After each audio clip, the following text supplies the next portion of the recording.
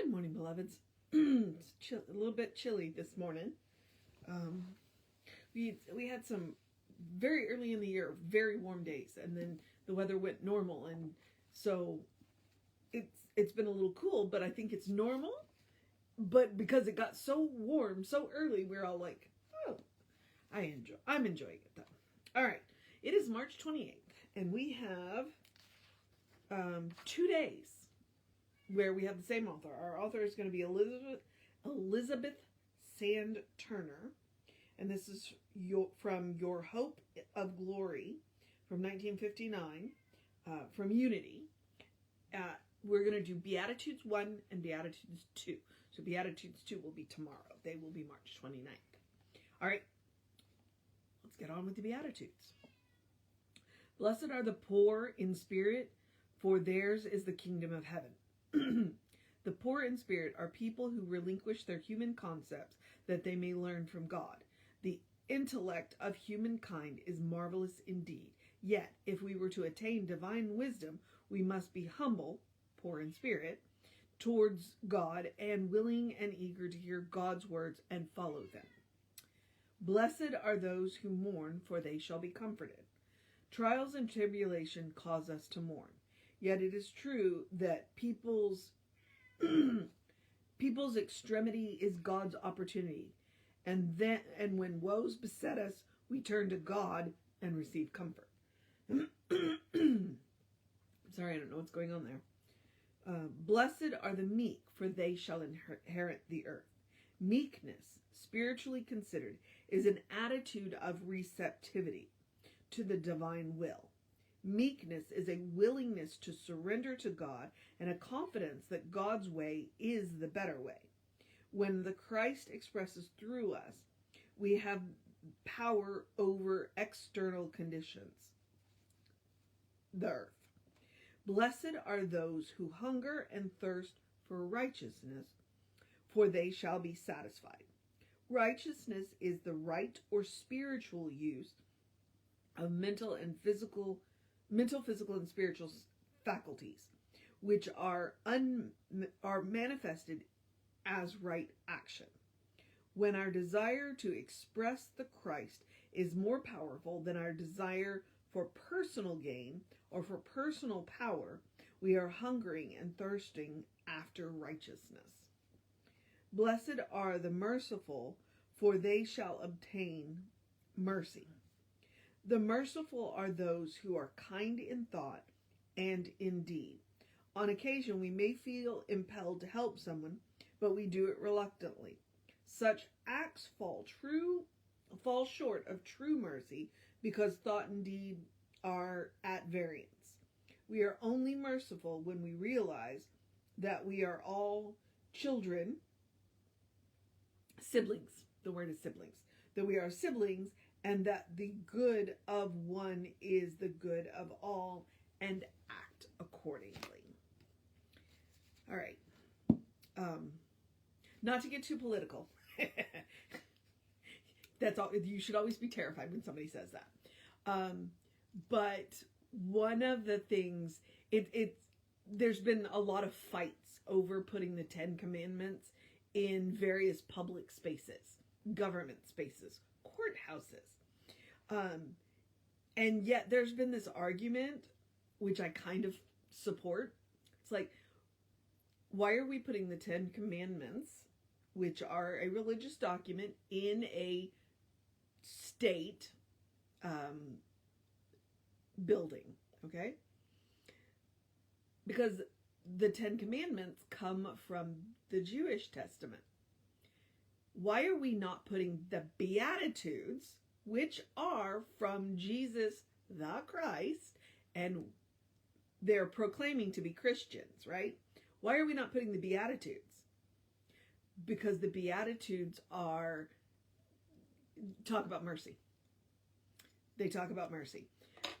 It is one of the things that gets me crosswise with my Christian brethren, my Christian siblings, it's like, why do you keep quoting Deuteronomy at me, which is part of the Jewish Testament? You are Christians. Why are you not quoting Christ at me? because Christ was about love and mercy. That's what the Beatitudes are. The Beatitudes are from, Christ, from Jesus. So if you are a Christian, why are you not quoting the Beatitudes at me? Why are you not following the Beatitudes? Why are you not loving righteous action? And I'm not talking about, we've seen that righteous action, which is where we've seen them take the name of God in vain. And everybody does it. Everybody does it. I'm definitely not going to cast the first stone. I do not have the right. I have not lived a blameless life. Are my sins small? Yes, but I've not lived a blameless life. So it's just interesting. And that's one of the reasons why it's like, don't tell me what you believe. Show me what you believe. It's like, I'm not going to listen to anything you have to say. I'm going to watch what you do. If you can follow the Beatitudes. And I like that she went in and gave you a little explanation. The poor in spirit. This has nothing to do with money. It has nothing to do with money. And just like meekness has nothing to do with weakness. People think people often associate meek with weak. And it's not.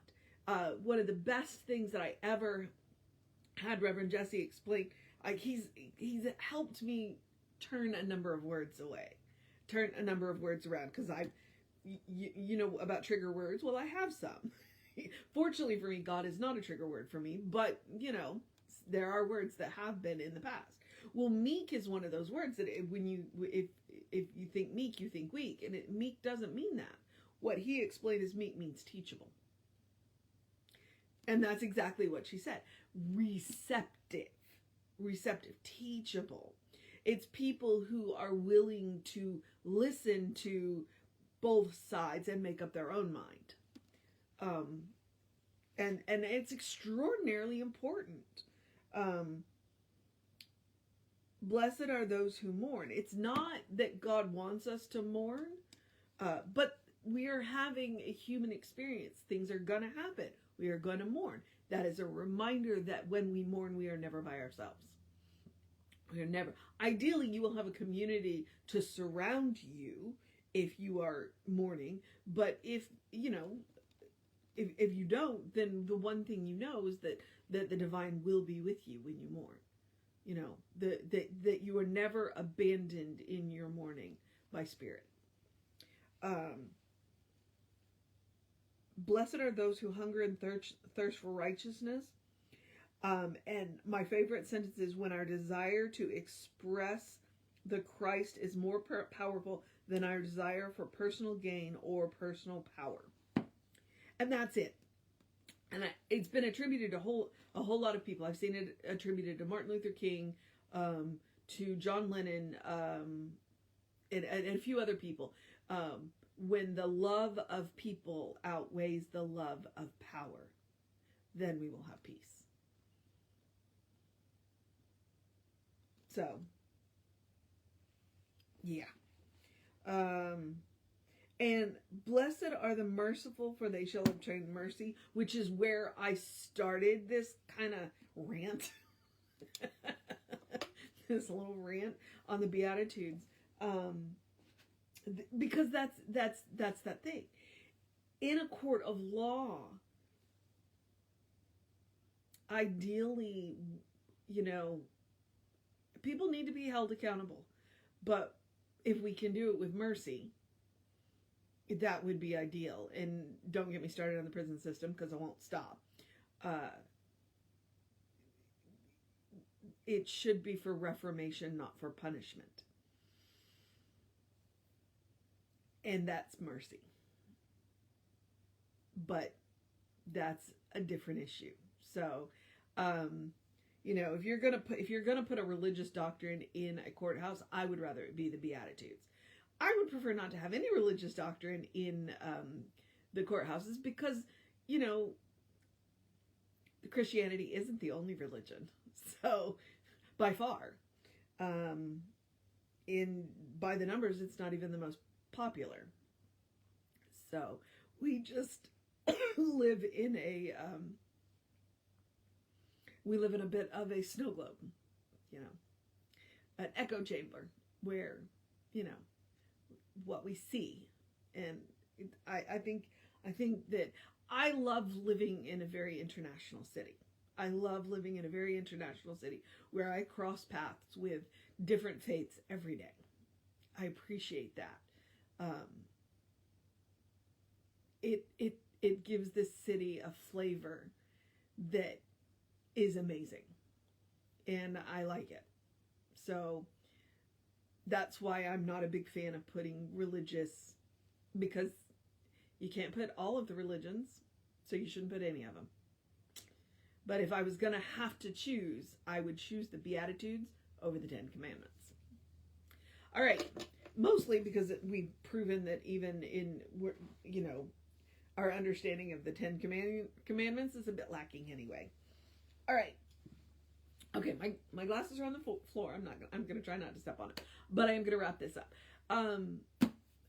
The mission today, since we haven't finished the Beatitudes, I would suggest go back and reread the Beatitudes in the Bible.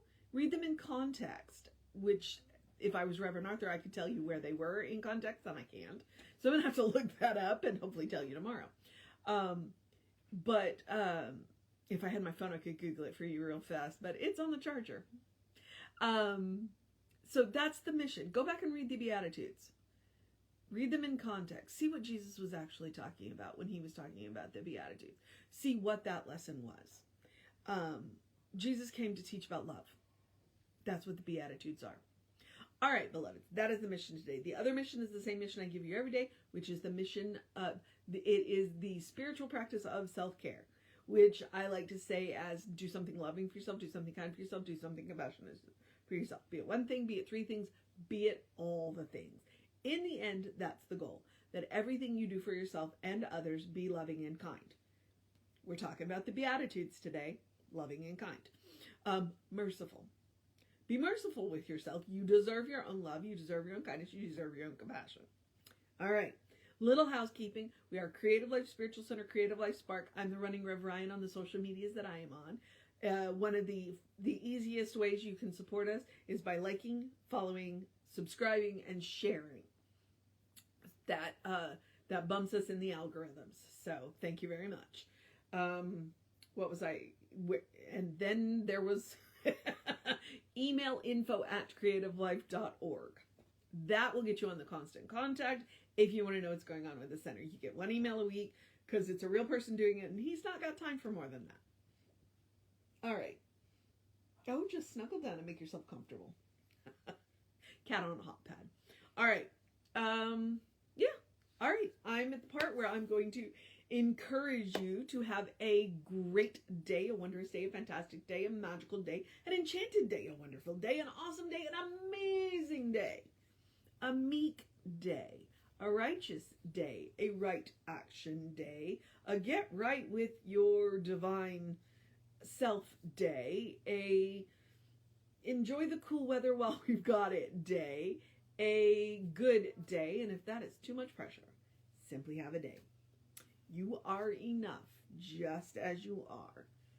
You are a beloved expression of the divine, a brilliant light, a divine spark, spirit in motion, God in action, or, as Reverend Jesse likes to call us, a godly. Explore the truth of your being, all right? Just let go of everything you've been told about yourself and get to know who the divine knows you to be, all right? It is a worthy exercise. Okay.